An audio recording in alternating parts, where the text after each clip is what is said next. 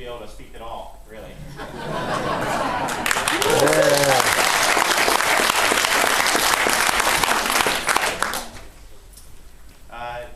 Just roughly, because I know I have done a couple of speaking engagements on the island over the last year. Just show of hands, how many people here have actually sort of heard my spiel before? Okay, so a mix. Some people have heard it, some people haven't. I think this half hour will be fairly unstructured. Maybe what I'll do is just give you an introduction to the organization that I represent, which is Law Enforcement Against Prohibition.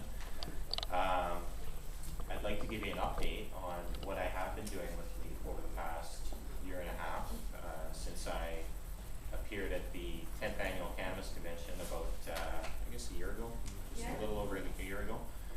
And then certainly questions and answers. So if anybody has any questions, I'd be happy to answer as best I can. So, as mentioned, my name is David Bratzer. I'm here as a member of Law Enforcement Against Prohibition today. So, my day job, I work as a police officer in Victoria. I think most people here know that. But I'm off duty. I'm actually on vacation today, and I'm here solely representing LEAP, and the opinions that I express here today are my own, of course. So, the issue of drug prohibition is something that is of global importance. So it goes beyond my police department, the city I live in, the province of BC, and even Canada. It is a matter of vital public interest that the subject is discussed openly and honestly by politicians, by citizens, by members of law enforcement, and so that's what I hope to do here today. LEAP was founded back in 2002 by a group of 5 retired police officers.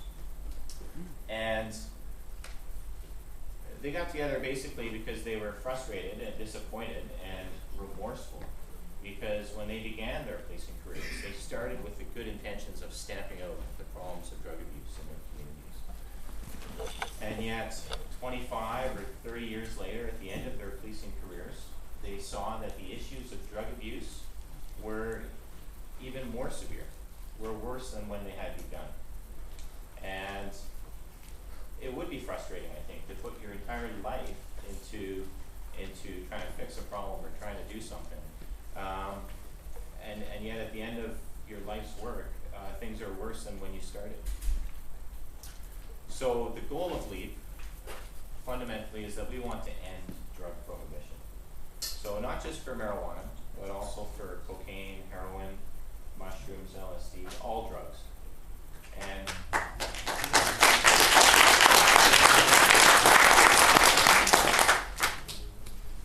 And so we believe that, sure, these drugs are harmful or have potential for harm, just like any substance or any food or any drink or anything like that. And yet, the prohibition of these substances is more harmful than the drugs themselves. And I'll talk a little bit about that in a moment. So, Law Enforcement Against Prohibition, we do not support or encourage people to use or abuse drugs. That is not what we're about. We are an educational organization. So, we try and talk about the issue of prohibition. And I really like, actually, the way that my colleague, Peter Christ, who was one of the founding members of LEAP, the way that he phrases this. And how he describes it is that before LEAP came along, there would be some kind of policy debate or some kind of public forum.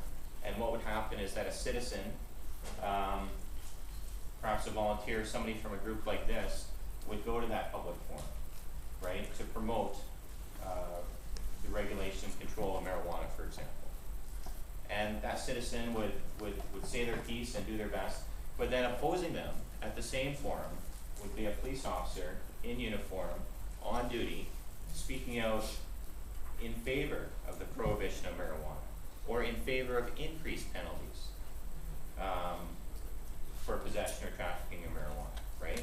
So you had Joe Citizen on the one side, and then on the other side, you had an on-duty officer in uniform, you know, chest full of medals type thing. So you can imagine who won those debates often. Now, with LEAP, Law Enforcement Against Prohibition, we are an organization of cops, judges, prosecutors, corrections officers, and we support the regulation and the control of these substances, right? And so whereas before you had a citizen debating it with a police officer, now it is the police officer who is debating the police officer. It is the judge who is debating the judge, right? On a radio show, it's the corrections officer who is discussing it face-to-face with another corrections officer, right? And when that kind of discussion gets into the public sphere, what it does is it forces us to focus on the issue. And the issue is prohibition. And when you look at prohibition along every dimension, whether it's the science, the economics, logic, history, compassion, prohibition is a failure. And so Law Enforcement Against Prohibition, over the past 7 years, we've had a key role in the drug policy reform debate. We've grown from 5 founding members. Now, last count, we're up to 32,000.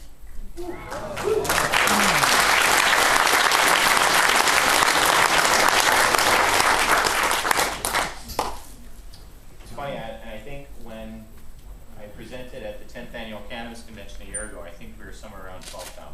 So, wow. Yeah, and I should clarify, you don't have to be a member of law enforcement to join me.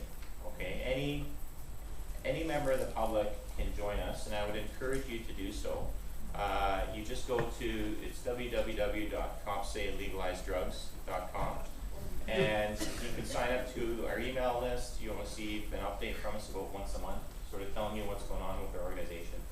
And it's a way that you can express your support. So we have 32,000 supporters, including members of the public and law enforcement.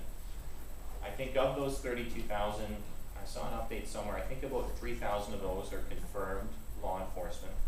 But not all of those 3,000 members of law enforcement are willing necessarily to speak publicly. We sort of have an option, I guess you could call it stealth membership, where a police officer or a DEA agent can join LEAP and yet keep their name confidential, because obviously it would impact a lot of people's careers.